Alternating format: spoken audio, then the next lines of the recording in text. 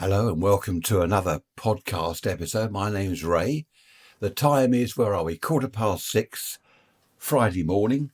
Oh, the 1st of July. There we are. Pinch punch, 1st of the month. No returns forever. Do you remember? I remember doing that at school, which was good fun. Now, what's been happening? First of all, weather report. I don't know what the temperature is here at the moment. Probably about 18. No, probably not even that high. So I won't convert that to Fahrenheit because I don't know what it is. It's too early in the morning, but the sun is up. The birds are singing. It's absolutely wonderful out there. I did wander down to where the squirrel box is. I fed the squirrels. I fed the birds. Trish has fed the rabbit and the tortoise. Everyone's awake, up and about. In fact, Trish now has gone out for a walk. She said, come out for a walk. I said, well, I'd love to, but my knee hurts. I have got a bad knee. We won't go on about that. Blue sky to the north. I'm looking over the South Downs, as always. Not a cloud in the sky, not a breath of wind. Our cherry tree in the front is barely moving. But what I have noticed is, because we're kind of midsummer, well, we're past mid now, aren't we? What was it, 21st of June was the longest day. But the sun is actually shining in this window. Now I'm facing north, and it very rarely shines into this window. It's only in midsummer, the real midsummer, that I get it here. Rest of the year it's round the back, because obviously the back of the house faces south, and we're in the northern hemisphere and all that stuff. So you know where we are, or where I am. Okay, so lovely day, sunshine coming into my high-tech recording studio, lighting up all the mess in here.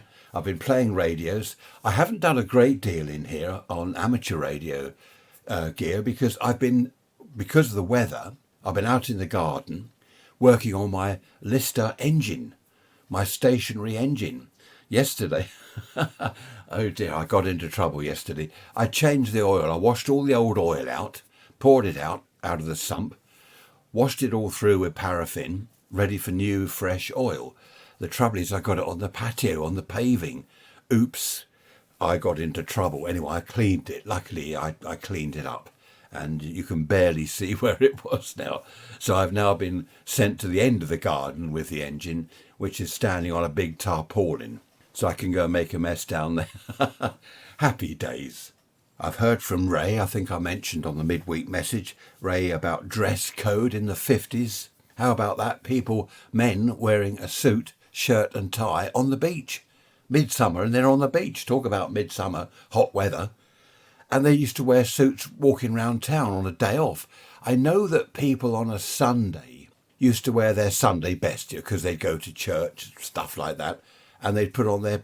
I suppose what it was, all week you're at work, especially manual workers, like you're in a factory or road worker or all that sort of stuff.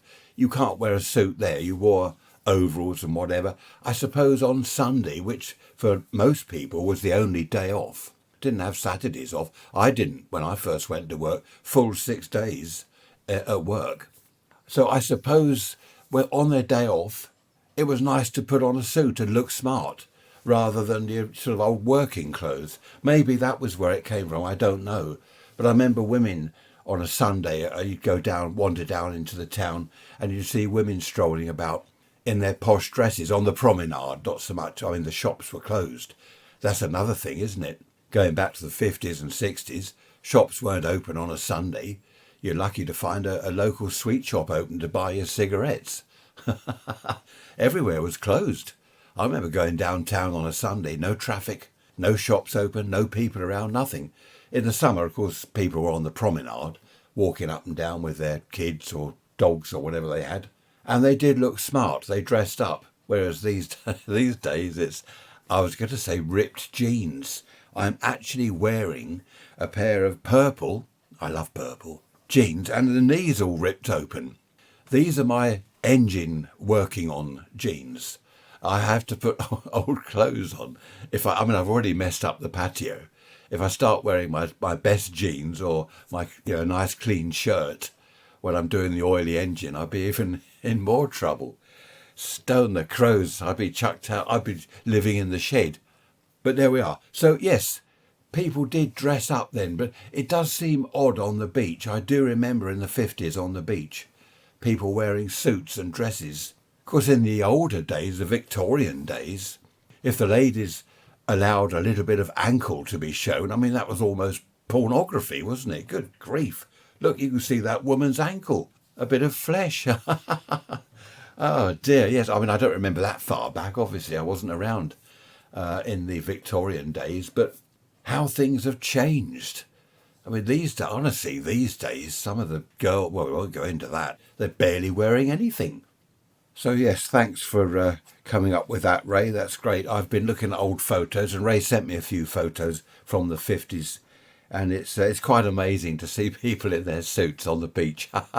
I don't know. Of course, as people get older, I remember as a kid, I'd be in sort of shorts, T-shirt or whatever, mucking around on a building site, as you did, and I'd see an old lady going past, red hot summer day, and she's got a coat, a hat, a scarf, gloves. You think, oh, what is going on? She must be sweltering. But of course, the older you get, you feel cold.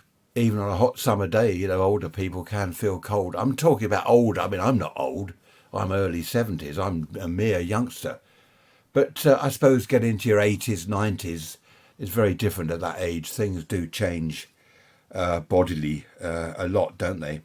So, okay, now let's get on to the main topic of this week's episode, which is, as I said on the midweek message earlier, I heard a chap on the radio saying nothing in Britain works anymore. Nothing works properly. And I was tuning around on my radio and I thought, that's interesting. I'll have a quick listen. I don't normally listen to these phone-in things, these stations where people phone in, oh, I think this and I think that.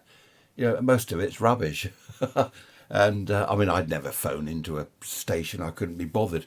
But this chap was saying that nothing works. Then he said, take the railways, for example.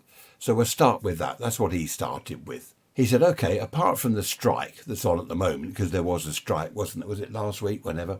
Before the strike, the railway didn't work properly anyway. He said it hasn't worked properly for years. And I thought about that. And he's right. He's right. Now, a friend of mine used to work in Brighton and he lived in Littlehampton. So he got the train to work every day and then back home every day. Now, the trouble is, he worked in Brighton, I think only for 2 or 3 years. The trouble is, the train was either late or cancelled, or there was a problem, a signalling problem, something gone wrong.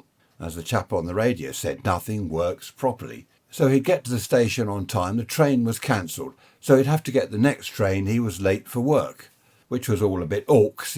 You can't be late for work regularly. It just doesn't look good. He'd probably end up getting the sack. Luckily, his boss was pretty good. But after months and months of this, he thought, I can't do this anymore. I need reliable transport. So he took the bus. There's is it the 700? We won't know this. I mean, you're listening to this all around the world. But there's a bus. I think it's from Portsmouth to Brighton.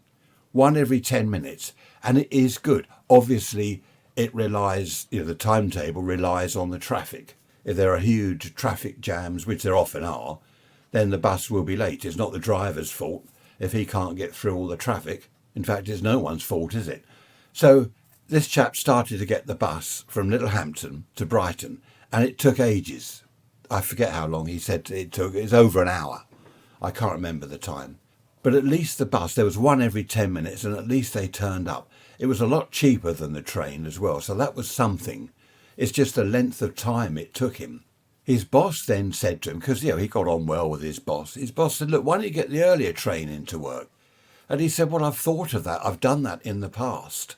And I get to Brighton so early, far earlier than I need to. I have to hang around before the works place, wherever it was, opened. So that's no good. And then the boss said, look, get your normal train. If it's late, if you have to get the next one, if it's cancelled. He said, don't worry if you're half an hour late. If you're an hour late, don't worry. Do the extra time at the end of the day. So if you get here at sort of 10 o'clock instead of 9 o'clock, then instead of leaving at 5, you leave at 6. So he started doing that. But that didn't work because the train was cancelled. So he'd get the later train. He'd get to work late. So he'd have to work on late. Then he'd find his train home, which he was already a lot later than he would have been normally.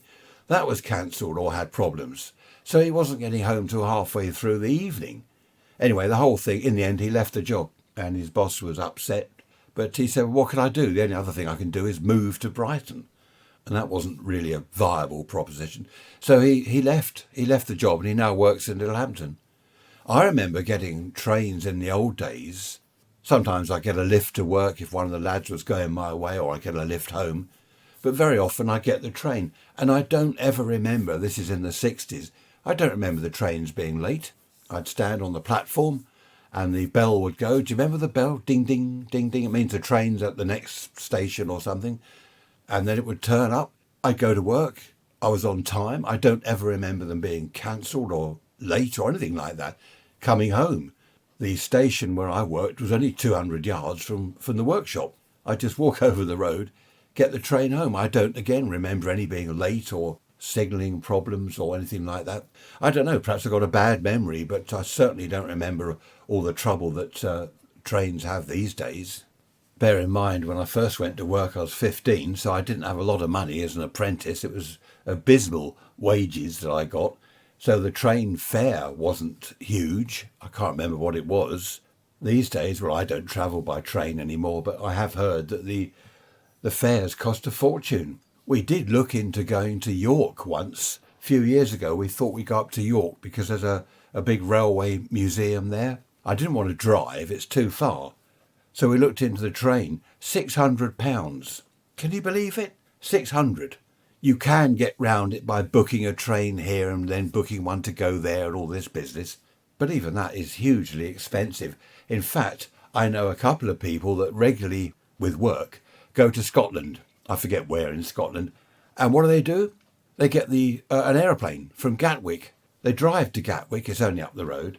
Then they get on a plane and they fly up there, and it's hugely cheaper than the railway, and of course a lot faster. So as the chap said, the railways don't work anyway. Nothing works properly. Talking of nothing working properly and talking of Gatwick brings me on nicely to his next point. He said airports don't work properly, and they don't, do they? Airports have always been a nightmare. I love flying. I love the takeoff. I love the landing. A little bit boring when I went to Los Angeles, 13 hours on the plane on a jumbo, just wandering around up and down, looking out of the window, and have another cup of coffee. They showed a film. It was the Eiger sanction. They showed a film on the plane, but it was just 13 hours of boredom. But anyway, that's beside the point. I loved Los Angeles, by the way. Fantastic. Went there for 3 weeks. That was 1975. Yeah, 1975. Just before the hot summer of 76. That was a fantastic summer, that. It really was. Anyway, we don't want to go on about the summer of 76. Now, friends of ours are going abroad soon. They're flying abroad on holiday. What they're doing, they're going out with one airline and coming back with another. I don't know why, but that's just the way this holiday works out. The airline they're going out with, there's a luggage restriction, of course, as there always is, a certain amount of weight in luggage. The airline they're coming back with has got a restriction. It's less. So that when they come back, they can bring less luggage back than they took out. I mean, that's a nightmare. So what they're having to do is plan the outgoing trip. They only take as much luggage as you're allowed on the return trip. The whole thing is daft. Another thing that recently has happened at Gatwick, I think it's fairly recent, when you drop people off at the airport or pick them up, as I often did, Gatwick's only, 40 miles up the road, 30, 40 miles? Less than an hour to get there. It's only up the road. People would say, friends, family, could you drop us off at the airport? Yeah, no trouble. Now, you have to pay to drop people off and pay to pick them up. A drop-off, I've done it many times over the years. Drive into the airport at the drop-off point. They get out of the car, grab their cases out of the back, and you drive off. It takes, how long are we there? A minute? Let's say a minute and a half just to drop off. Or picking up. You drive along, you'd see them waiting, you pull in at a gap, chuck their cases in, they'd leap in the car, and you're off. Again, a minute or two. Apparently that's stopped. You now have to pay. I don't know how it works, but you have to park somewhere and pay. Drop off and pick up. So that's just making the whole thing worse. Of course, there is a railway station in the airport. That's if you can get a train. So we're back to the railways. Nothing works. Of course, when I was younger and I used to get flights to Spain and Greece, go on holiday abroad, Portugal, Cyprus, all that stuff, there weren't so many people about. My first holiday abroad was in Spain. I was, 18? I can't remember how old I was. And there weren't hundreds of thousands of people jammed into the airport. That's the difference, isn't it? There were far less cars on the road. The roads weren't gridlocked with traffic. There were fewer trains because there were fewer people. Perhaps that's why the trains worked back then. I don't know. I suppose it is all down to the amount of people. Now, here's the thing. Just heard from Melinda. Hello, Melinda. Nice to hear from you. She says that near to her, where's the figure? Here we are. They're building some new houses, approximately 1,000 houses, which is great. You know, we need more housing. There's more people in the country, so we need more housing. The thing is, as she says, let's say on average, there's 3 people per house, perhaps 2 adults and a child. This is average. Okay, some houses you might just have 1 adult. Other houses you might have 2 adults and 4 kids. But we'll say on average, it's 3 people per house. So that's 3,000 people moving in, right? They're all going to need a doctor. So the local doctor has suddenly got 3,000 new patients, assuming they've all come from outside the area and not just moved round the corner. So the local doctor, 3,000 more new patients. He can't cope with that. School. Let's say on average there's, as I said, 1 child per house. 1,000 children, this is what Melinda's pointed out here, 1,000 children now need to go to school. Well, the local school can't cope. They haven't got 1,000 places. I doubt that in any area 2 or 3 local schools would have enough for 1,000 kids, 333.3 recurring children. Can you have, no you can't, 2.4 children people have, don't they? I don't know how you have 0.4 of a child, but still. So it's not just the houses, is it? It's the shops. Can they cope? The doctors, the local infrastructure. This is the point that Melinda's making. And then there's the dentist, the local bus routes. Can they cope with the extra people? The extra cars, everything. It's not just school, doctor. It's everything, isn't it? You bung 1,000 houses somewhere just on the outskirts of town or wherever. That's 3,000 people on average. It's a huge amount of people suddenly flooding into an area. It just doesn't work.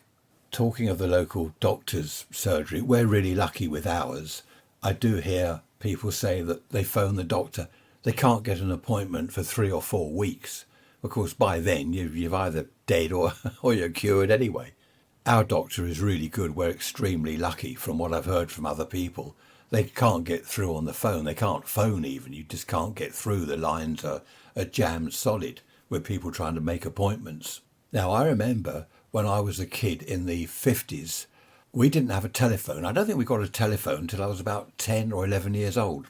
You didn't phone to make appointments. My mum would walk me round to the doctor's surgery. She'd say to the receptionist, it's my son, he's got a cough or whatever I had. And we'd give, she'd give our name and address. And we were given a token, a disc, about sort of 1.5 inches across, a disc with a number on it and a little hole in the top.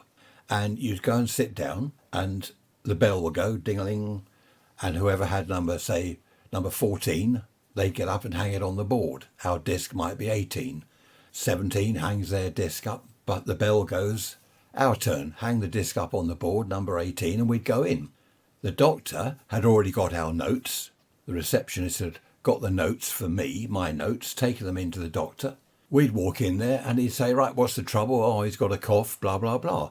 That's how it worked. You just walk round there. Of course, again, there weren't like 100,000 million people on his books. He could cope. And they did visits. They did home visits back then. If I wasn't well enough to go to the doctor, my mum would perhaps go to the phone box at the end of the road and call them, or walk round there, because it wasn't that far, walk round there and say, look, he's not well. Okay, we'll get a doctor out. It'll be this afternoon or whenever, usually the same day, because they just didn't have the huge amount of people to deal with. These days, can you get a home visit from a doctor? It's unheard of, is it? Doctors don't go round to people's houses. Stone the crows, it's unheard of. Even something like the local dustmen, the bin men, they'd come round once a week. They turned up every week, once a week. Now it's once a fortnight, and of course rubbish piles up. There's more people. They can't cope with the amount of houses that have been built all over what was lovely woodland and farmland is all now housing estates. So even more rubbish, and the dustmen can't cope with that. So they have to go once a fortnight to pick up the rubbish. That doesn't work. When you think about it, look at the other way around. What does work? Rather than try and think what doesn't work, because nothing works. Is there anything that does work these days? I've been hearing quite a lot on the news recently about dentists. Apparently, there are very few national health dentists anymore. They're all private. And a lot of people obviously can't afford to go, so they don't go to the dentist. Apparently, there are thousands of people that just don't go to the dentist anymore. And of course, their teeth are going bad, and some people have been trying to pull their teeth out themselves. You get a bad tooth, you get a pair of pliers and pull it out yourself, or get a friend to... Oh, it's awful. Just the thought of it is dreadful. That wouldn't have happened. Back in the good old days, you wouldn't have to have people pulling their teeth out because they can't afford to go to the dentist. I've just had another look at emails here. There's one from Eric. Hello, Eric. He says our roads don't work, in as much as look at the potholes. There are potholes everywhere on some of the minor roads. Possibly the bigger main roads aren't too bad, but in his area, he doesn't say where he is, but in his area, he says they've got some severe, as he puts it, severe potholes. We have, Eric. We avoid certain roads because of the massive potholes. Again, you wouldn't have had that in the old days. Roads full of holes. As soon as a hole appeared, it would be sorted out. It would be fixed. They wouldn't have left it for cars to get wrecked suspensions, cyclists to have accidents, motorcyclists to crash. You don't leave a big hole in the road. Back in the old days, it's repaired, it's sorted out. Whereas now, they've all been left for so long that they can't afford to repair them all. So the potholes remain. So that doesn't work. Actually, I said earlier, let's think of something. What does work? I can't think of anything that does work. Good grief, isn't it? When you think about it, it's an awful situation, really, isn't it? The amount of things that used to work and don't now. Another email here from, where is it? John. Hello, John. He says friends of his were burgled. Only a minor burglary. They got in the back door somehow, took a few bits and pieces. They called the police. The police never turned up. They can't. They did say, the police said, sorry, we can't attend every burglary. We can't do it. We haven't got the manpower. We haven't got the resources. Can you imagine in the 50s or 60s, in the old days, you contact your local police station. Well, there is no local police station now. They've all gone. But you contact the police and you say, I've been burgled. They'd have been round there in minutes. You imagine them saying, oh, no, sorry, we haven't got any free men. We can't do that. Sorry, you have to forget it. I mean, that wouldn't have happened in the 50s. Actually, the police thing doesn't work at all, does it? Apparently, the Met Police, the Metropolitan Police, are now in special measures. And I believe I heard on the news that 3 other police forces have been put into special measures because they're not working properly. I mean, what sort of situation is that? Good grief. Then there's the other problem that, where are we? Jules. Hello, Jules. Nice to hear from you. He says about the rubber dinghies coming across the channel. The border force, the border security, that isn't working. You're right there, Jules. That doesn't work. There's, hundreds of people a week coming across. And of course, again, it's infrastructure. Where are we going to put everyone? People are having babies. People are coming across the channel. We're a small island. There's just nowhere to put people. We're going to have to build millions of more houses every year at this rate. And of course, have millions of more doctors' surgeries and police and schools and hospitals. And so it goes on and on and on. Just changing the subject slightly for a minute. I was watching GB News. Have you heard of GB News? It's a new, I think they've been going just over a year on telly. When they started, there were certain places, I think Sainsbury's was it, certain big businesses, I mean, don't quote me on that, but some big businesses wouldn't advertise on GB News, the news station. They said that they were biased, I think, I'd forget, we're too far to the right, I think. Isn't that a strange situation where you get big companies that are kind of pushing their political views or agenda, and they won't advertise on certain radio stations because it doesn't suit their agenda or whatever it is, their political views? I mean, that's odd, isn't it? Again, you wouldn't have had that back in the old days. You wouldn't have big business. Mind you, there weren't many TV. There's only BBC, wasn't there, originally, then ITV. But you wouldn't have had, for example, someone not advertising in a certain newspaper because the paper either leant to the left or it leant to the right, like the Daily Mirror's always been left, hasn't it, Labour. And the Sun was Labour once, but they're now to the right, they're Conservative, they're Tory. But you don't have companies, in the old days, you didn't have them saying, we're not going to advertise in that because we don't agree with their politics. A company was a company doing their business. I don't know, that's strange. I love the NHS, the National Health Service. It's brilliant. I know I said there aren't many NHS dentists anymore. The hospital is fantastic. I mean, they saved my life. When I was, 14, they saved my life and they were brilliant. Back in those days, I haven't had any hospital treatment, fortunately, for a long time. But from what I've heard now, there are huge waiting lists. I know someone who's waiting to have do you know what a stoma is? It's a thing you have, anyway, I won't go into that. But they can have the stoma removed now. It's all finished, you don't need it anymore, you can go back to normal. And they were told this in April. You can have it removed, 18 months waiting list. They've got to wait 18 months to have it removed. Gallbladder, someone's waiting to have a gallbladder removed. So far, they've waited several months. How long is it? I can't remember, 3-4 months. No word, nothing. It's painful, it's causing problems, nothing. See, again, in the old days, didn't have that. Didn't have these huge waiting lists. So what is it? Is it the amount of people again? Is it because we've got the population kind of, I don't know about explosion, it's a nuclear explosion. The population has increased massively. People coming from abroad to live here, people having babies. I mean, I know people have always had babies, but it seems, I suppose the more people that there are, the more babies they will have. When it's, what's that word I'm looking for? Exponential, is it? What does that mean? I must ask Alexa. Now that is something that I think is good. In the old days, if I wanted to know what a word meant, I'd get the dictionary out. These days I ask Alexa, Alexa. I mustn't say that too loudly or all your devices will be saying, sorry, I can't help you with that one. I don't know what you're talking about. Alexa's good. So what are the good things these days? Computers, social media, is that good? Oh, computers. Now, here's the thing. If your local, what's it called, ATM, automatic teller machine, the thing that gives money out in the street, you put your card in, it gives you money. If they go wrong, you can't get any cash. Your local bank branch has gone, so you can't pop into the bank. So what do? You can't get any cash. These days, people would say, well, you don't need cash, you've got cards. But in the old days, you wouldn't have had people left with no cash. Computers crash, they break down or whatever they do. The whole banking system seizes up. It just grinds to a halt. It's awful, isn't it? Actually, I take that back about Alexa. I think it was good looking up things in the dictionary or encyclopedias. Everyone had a set of encyclopedias. Well, not everyone, which was great. You want to know something, you get the book out. It would help with children's reading. They'd have to read the dictionary or read the encyclopedia, learn how to use the dictionary and the encyclopedia. It was great. It actually got them doing something rather than sitting there, oh, Alexa, what does this mean? What does that mean? I do find it useful. I think I've said before, I don't know, I'm looking at something and it says, oh, it's 150 millimetres. I think, well, I haven't got a clue what that is. What's that in old inches, a proper money? What's that in inches? I just ask Alexa.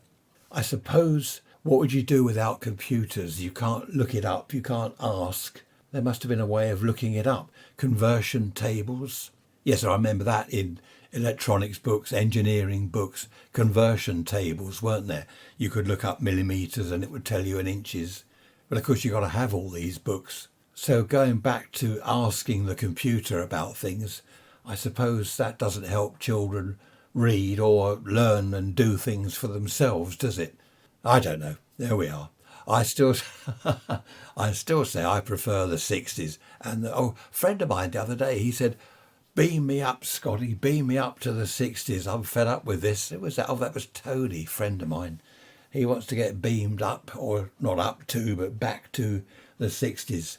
As he said, they were great days. And he was right. They were great days. Okay, it's now Saturday, 2:30, Saturday afternoon. And it's 19 degrees Celsius out there, which is 66 Fahrenheit. As my neighbour said this morning, it's not hot, is it, for July? It's not hot, actually. It's windy, blue sky, few clouds, but it's windy. And even under our patio roof, it's, 23? I don't know what that is in Fahrenheit. I haven't got Alexa with me. Look it up, 23°C. That's under the patio roof, which is a little bit like a greenhouse. That's where we've got the tomatoes growing. But it's not good enough, is it? I mean, who can blame the government? Brexit. See, damn Brexit. That's ruined the summer weather now. I've been outside painting my Lister stationary engine, which is coming on nicely. I've painted myself as well, and my T-shirt. It's okay, I'm wearing an old T-shirt and my ripped jeans, so it doesn't matter if they get covered in paint. Now, where's my email? Here we are. Frank. Hello, Frank. Frank's saying, Sunday's episode is going to be about things that don't work. Well, that's right, Frank, and here we are. He says, the post office does work. Right, okay. It's okay, I've read this email. Right, the post office does work, but in the old days, you could rely on the postman. You could set your watch by him. He says when he was a kid, the post turned up at, 7:30. 7:30 every morning. I remember that, Frank, at our house when I was a kid, it was 8:00. And as you say, you could more or less set your watch by the postman. 8:00, there he is with the mail. These days, Frank reckons any time between 10 and 2, 10 a.m, 2 p.m. Yeah, I think here we're about the same, Frank, any time from 10 till, certainly 1:30, if not 2:00. So it's not that the post doesn't work. It's just that it was better in the old days. It was better in the 50s and 60s. Mind you, as I've said in a previous podcast, there used to be a morning post, and then a lunchtime post, an afternoon post, and up to 9:00 at night, you'd get the evening post. 4 mail deliveries a day in Britain. Fantastic. Then they started this second post, wasn't it? Yes, second post. You get your main post, then there was second post. Because I remember people saying, it hasn't turned up in the first post. That's okay, it might get here in second post, which was normally about 11, 12 o'clock. Midday type thing, not midnight, obviously. So, I don't know, Frank, I know what you mean. I don't know what's happened there, why the postman varies between sort of 10 and 2 in the afternoon. I'm not quite sure why that should be. Of course, it was great when it was 8:00 at our place because it was before we went to school, which didn't affect us kids much. But my parents, my dad, before he went off to work, he'd get the post at 8:00. And yeah, it worked out really well rather than all over the place. I mean, the milkman, we used to have a milkman. He was regular as well. Ours, some people got milkman at 4:00 in the morning because they started early. Ours was about 7, if I remember rightly. If we were getting low on milk, like the 4 of us kids, all having cereals and porridge. And do you remember Ready Break? I used to like that, Ready Break. Excellent. And of course, the milkman was due at 7. So if we were running a bit low, because we didn't have a fridge, not in the early 50s, there was no fridge. We kept the milk in a, listen to this, in a bucket of water outside in the shade somewhere in the summer. And of course, in the winter, I remembered, who remembers this in the winter? You'd open the back door or the front door. There's the milk. The milkman had been, and the top, the little tin foil top, was pushed about, 2 inches, an inch, 2 inches out of the bottle because the milk had frozen, and, frozen liquid expands. That's why pipes burst, as an aeroplane now. And it pushed the cap up about an inch or 2 inches. In the summer, you'd find a load of holes in the little tin foil, the silver cap. That was the birds. They'd peck holes in the top to drink the cream, to get the cream off the top of the milk. They were great days. Now we get them in, 4-pint containers. Yeah, that's not in litres, is it? The 4-pint ones? Or 2-pint containers. I think 1 or 2 people in our road still have a milkman. I'm not too sure, don't quote me on that. But as I was saying, you could set your watch almost by the milkman and the postman. And the coalman, of course, he didn't have a time so much, but that was a regular coal delivery, which was great. And he'd lug it up the driveway, round the back, he'd tip it in the coal bunker. And I do remember him going out to the lorry and getting a broom and a kind of dustpan, and any dust he'd made round your coal bunker, he'd sweep it up. I can't. Well, I can't see people delivering coal these days. Actually, they do. We had a bag of coal. They said if you want anything delivered, I forget how many kilos it was, a huge sack thing, and this lorry delivered it, and this chap had it on a huge trolley. Oh, I don't know. And he said, well, where do you want this? Where's your coal bunker? I said, I've got a coal bunker. Anyway, he dumped it and I dealt with it. But so yes, you can get coal delivered these days, and there are still milkmen and there are postmen, but I'm not quite sure where they are at whatever time. Before I forget, whose idea was it? Well, names, age, and where you're listening in the world. Was that you, Bob, in California? I think it was. Okay, I've had a few replies, only about half a dozen. I thought that there'd be hundreds. I've got a few anyway. Terence is in Nottingham. I've got my list here. Doesn't say how old he is. How old are you, Terence? Come on. Brian is in Wales and is 56. Well done, Brian. Tamsin is in, where's she? She's in Australia and she is 27. Well done, Tamsin. Nice to hear from you. What else have I got here? Oh, yeah. I've got Fred in Washington, D.C. And Fred is 68. Okay, and I've got two extremes. Well, not extreme, well, they are, I suppose, age-wise. There's Ed, who is in Spain. He's gone down to Spain to retire. He's from Britain. Ed is 78. So you're the oldest so far, Ed. And we have, where is it? Diana, who is in somewhere in the UK. She doesn't say where, just UK. That's all she's put. Diana is 18. So there we are. We've got extremes. Is there anyone younger than 18 listening, and anyone older than what was it, 70? Lost my list now. I'll tell you what, anyone older than 80 and anyone younger than 18, let me know. Older than 80, younger than 18, anywhere in the world. Raise Rants at protonmail.com. Be great to hear from you. There must be someone out there older than me. Well, there is. There are a couple. Oh dear, I don't know. You have to laugh. If you don't laugh, you cry. So, okay, that's it. Anyone over 80 or under 18, let me know where you're listening from. You don't have to give me names and addresses, obviously, and all that nonsense. Talking of which, more online scams. I had one this morning. I had a text message. The phone went beep. I had, look, your parcel. No, we could not deliver your parcel. Give us £2 or whatever it was. Go here, give us £2 and we'll deliver it. So what parcel? I haven't got any parcels on the way.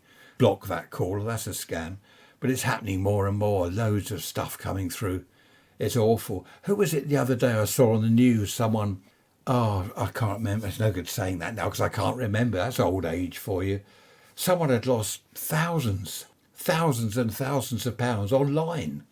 People do this, don't they? If you send us £10,000, what we'll do this and we'll invest it, we'll do this and we'll do that. And people think, oh, that's a good idea. And they send them £10,000. Of course, that's the end of that. And it's not always, they were talking about on the news the other day, it's not always old people. It's not always your senile citizens. That's what Trish calls me, instead of senior, if you didn't get the joke. It's younger people as well, because some of them are so good, they'll say, this is from your bank, and it is your bank. They found out that much. So it's your bank, and they'll say, we need you to contact us, blah, blah, blah. And people do, they contact, and they start moving money around.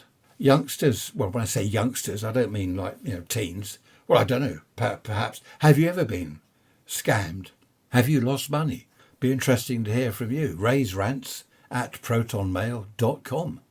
You can do a few things yourself. Look at say you've got an email, have a look at the email address that it's come from. And if it's supposedly from your bank, have a look. And if it says something like fred@yahoo.com, well, that's not your bank. So, there are some things you can do. And of course, if you're not sure, don't click on anything, don't answer, don't do anything.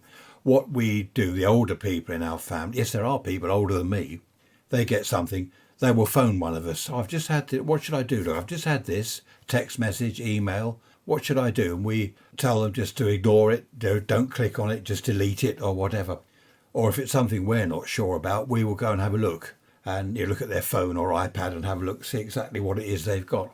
So there we are. That's enough of that. Of course, we didn't have that in the old days, did we? We didn't have online scams, mind you. We had the chap coming round for the football pools money. I think I've told you that before. He collected £1 a week from a load of people on the football pools, and then he pocketed it. He was meant to send it into the company he worked for, the football pools people, and he didn't. He pocketed all the lot and just hoped that no one won the £1,000,000 or whatever it was back then. One chap got caught, didn't he? Someone won, and they won the jackpot. Was it 1,000,000? I don't know what it was back then. Probably not that much, 500,000.